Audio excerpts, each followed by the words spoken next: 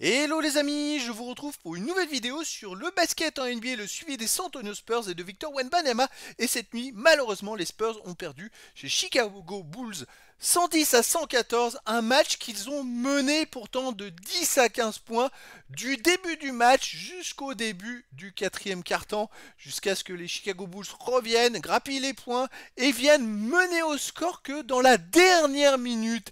Ils n'ont pas mené au score du match avant 57 secondes de la fin pour finalement battre sur le fil les San Antonio Spurs. Encore une défaite de justesse, une défaite très frustrante pour les Spurs. Il y en a eu beaucoup dernièrement. Il y a eu beaucoup de victoires, mais beaucoup de défaites de justesse. Ça fait un peu mal. Alors pour Victor, il a fait 23 points, 14 rebonds, 4 passes, 8 contre. Il a fait un gros match quand même. Il était peut-être un peu maladroit, mais bon voilà, l'enchaînement des matchs fait aussi que voilà, ça devient compliqué, mais c'est dommage. Ils avaient ce match en main, les Spurs, et ils ont craqué dans la dernière ligne droite. C'est fou. Encore une fois. Alors dans cette vidéo, on va revenir sur les stats de cette rencontre avec les stats des joueurs et des deux équipes. On verra aussi le classement des Spurs dans la conférence Ouest. On verra les stats de Wemby en détail sur ce match avec ses meilleurs perfs sur un match, ses moyennes en saison régulière, ses stats actualisées dans l'histoire de la NBA à 20 ans, 21 ans, 22 ans en général, dans l'histoire des San Antonio Spurs à 20 ans, 21 ans, 22 ans en général, dans l'histoire des Français en NBA à 20 ans, 21 ans en général. Et on terminera la vidéo par un petit aperçu de la prochaine rencontre des San Antonio Spurs. Alors donc dans cette rencontre, les Spurs ont mené dès le début du match et au premier quart-temps ils menaient 29-20 plus 9 dès le premier quart-temps, deuxième quart-temps gagné par les Spurs 36 à 30, donc ça fait plus 15 à la mi-temps. Troisième quart-temps gagné par les Chicago Bulls 32-30, donc plus 2 pour les Bulls, ce qui fait plus 13 à la fin. Les amis, il y avait plus 13 à la fin du troisième quart-temps, mais dernier quart-temps, les Bulls ils l'emportent 32 à 15. Alors les Spurs ont marqué à chaque fois au moins 29 points à chaque quart-temps, sauf une année, ils en ont mis 15. Ils ont complètement raté leur fin de match. Alors, je dirais pas que le problème il est en défense, parce qu'ils ont pris autant de points quasiment dans le deuxième et dans le troisième quart-temps, sauf qu'ils en avaient mis plus. Mais surtout en attaque, ils ont mis que 15 points dans le dernier quart-temps. Alors Victor, il fait quand même 23 points, 14 rebonds, 8 comptes. Il fait que 4 sur 11 à 3 points, 9 sur 22 au tir. On a 11 points pour David Vassell, mais 5 sur 14 au tir, 1 sur 7 à 3 points. Il n'a pas été à droit du tout. 18 points pour Chris Paul, 7 sur 13 au tir, 2 sur 6 à 3 points. Il était plutôt pas mal. 9 passes, 6 rebonds. On a aussi 10 points pour Harrison Barnes, mais 3 sur 8 au tir, 11 points pour Jeremy Sochan, 5 sur 7 au tir, avec des stats un peu moindres quand même pour les autres joueurs de l'équipe. En sortie de banc, Keldon Johnson 11 points, 5 sur 10 au tir, Stephen Castle 10 points, 4 sur 9 au tir, et Julian Champagny 12 points, 4 sur 9 à 3 points. Chaque joueur a fait des petites stats, mais il n'y a pas voilà, des gros joueurs qui ont vraiment eu un impact sur la rencontre. C'était très collectif jusqu'à ces dernières minutes catastrophiques. Côté des Bulls, on a Zach LaVine qui met 35 points, 10 rebonds, 8 passes avec 13 sur 25 au tir, enfin un gros match, 3 sur 6 à 3 points. Kobe White aussi, il a été très présent pour permettre de pas aux Bulls de ne pas couler, surtout en première mi-temps quand il y avait 15 points d'écart. Il a marqué plusieurs fois et il a été plutôt adroit avec 23 points, 3 sur 6 à 3 points, 9 sur 18 au tir et surtout 4 interceptions en plus dans le match. Sinon, on a 12 points pour Patrick Williams, 24 points, 11 rebonds pour Vucevic, mais 10 sur 22 au tir, 2 sur 9 à 3 points, pas très adroit à 3 points. Et puis après, sinon, on a d'autres joueurs qui ont marqué. J'ai Josh Gidey qui a marqué que 6 points à 3 sur 12 au tir. En sortie de banc, on a Lonzo Ball qui met 5 points et Jalen Smith fait 3 sur 11 au tir avec 9 points. Voilà, les Spurs ont tourné comme les Bulls à 33% à 3 points. Par contre, au lancer franc, les Spurs 58%, les Bulls 87%. Et au tir, ils ont été meilleurs. Mais ils ont perdu 17 ballons, les Spurs, 13 ballons perdus par les Bulls. Pourtant, ils ont fait 12 contre les Spurs à 4 pour les Bulls. Ils ont été meilleurs dans plein de statistiques. Plus de passes décisives, plus d'interceptions. Non, un peu moins d'interceptions, 4 de moins. Et ça, c'est vraiment... c'est fou de perdre ce match-là. Le match qu'ils avaient en main, ils l'ont complètement lâché. Il y a un côté psychologique, parce que ça fait 3 défaites comme ça depuis ces dernières semaines. Alors au niveau de la conférence Ouest, les Spurs sont maintenant 10e avec 18 victoires et 18 défaites.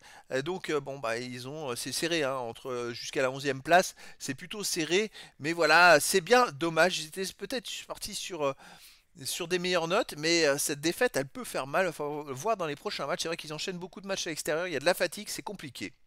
Alors les stats de Wemby dans ce match, il a joué 35 minutes, il a mis 23 points, 9 sur 22 au tir, 4 sur 11 à 3 points, 1 sur 2 au lancer franc, il prend 2 rebonds offensifs, 12 rebonds défensifs, et puis 14 rebonds au total, c'est quand même pas mal. 4 passes décisives, aucune interception, 8 comptes, c'est plutôt bien, 5 ballons perdus, 3 fautes, moins 6 quand il est sur le terrain. Bon, on sent un peu de fatigue, même s'il fait quand même un match énorme, hein, parce que 23 points, 14 rebonds, 8 comptes, 4 passes, c'est quand même assez fou, quoi. Alors les stats en saison régulière, c'est moyenne. 25,6, 10 rebonds 8, 3 passes 8, une interception et 4 comptes de moyenne. Bon, c'est quand même du lourd, hein, c'est du très très lourd. Il continue d'augmenter sa moyenne de points, il va peut-être monter à 26-27 hein, d'ici la fin de la saison. Alors, les stats dans l'histoire de la NBA. Et les amis, déjà, Victor, il a gagné une place à 21 ans au contre. Il est maintenant 8e parce que grâce à ses 8 comptes, il a dépassé Miles Turner. Et maintenant, il est 8e contreur. Vous avez le tableau à droite. C'est dans l'histoire. Hein. C'est vraiment dans l'histoire de la NBA. Il est 8e contreur à 21 ans. Il lui manque un contre pour égaliser André Drummond. Donc je pense qu'au prochain match, il peut dépasser André Drummond et devenir 7e et donc faire mieux que l'année passée où il avait fini 8e. Ça serait quand même assez énorme et déjà à 22 ans, il est 25e.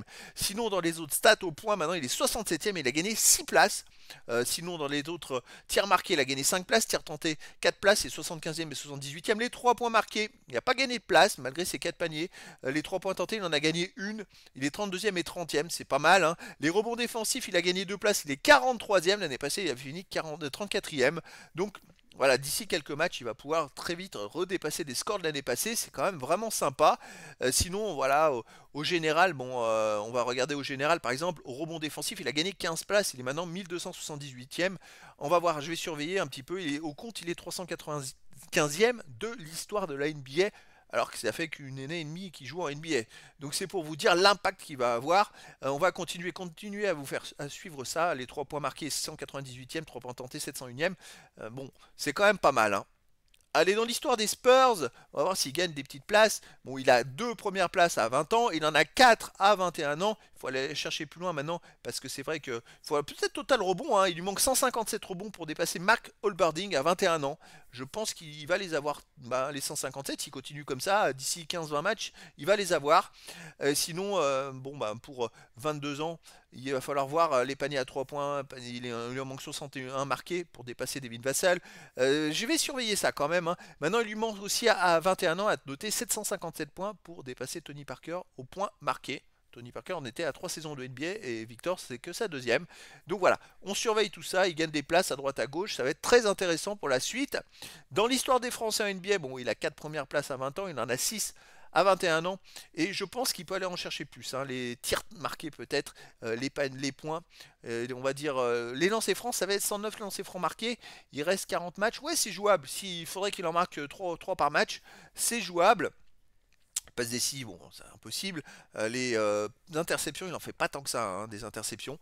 C'est vrai que ça peut être compliqué. On va voir. On va surveiller les tirs marqués, tirs tentés, les points. Je vous tiendrai au courant, en tout cas, de cette évolution. Maintenant, à 23 ans, il a même 13 comptes d'avance sur Rudy Gobert. Il continue sa progression. Il faudrait que je rajoute 24 ans maintenant. C'est fou. Et puis, il faut que je rajoute 22 ans aussi pour toutes les stats, puisqu'il a plein de premières places. On va voir ce que ça va donner. Mais voilà, Wemby est en train vraiment de marquer l'histoire. Allez hop, petit focus sur la prochaine rencontre, ce sera le 9 janvier, heure française à 3h30 du matin. Aux États-Unis, on sera encore le 8 janvier, donc dans 2 jours tout simplement. Et les Spurs vont jouer aux Milwaukee Bucks. Alors ça va être compliqué, hein, les Milwaukee Bucks, ils alternent le bon et le moins bon. C'est les Milwaukee Bucks, 18 victoires, 16 défaites, à domicile 11-7. Et les Spurs, 18 victoires, 18 défaites, à l'extérieur 6 victoires et 10 défaites.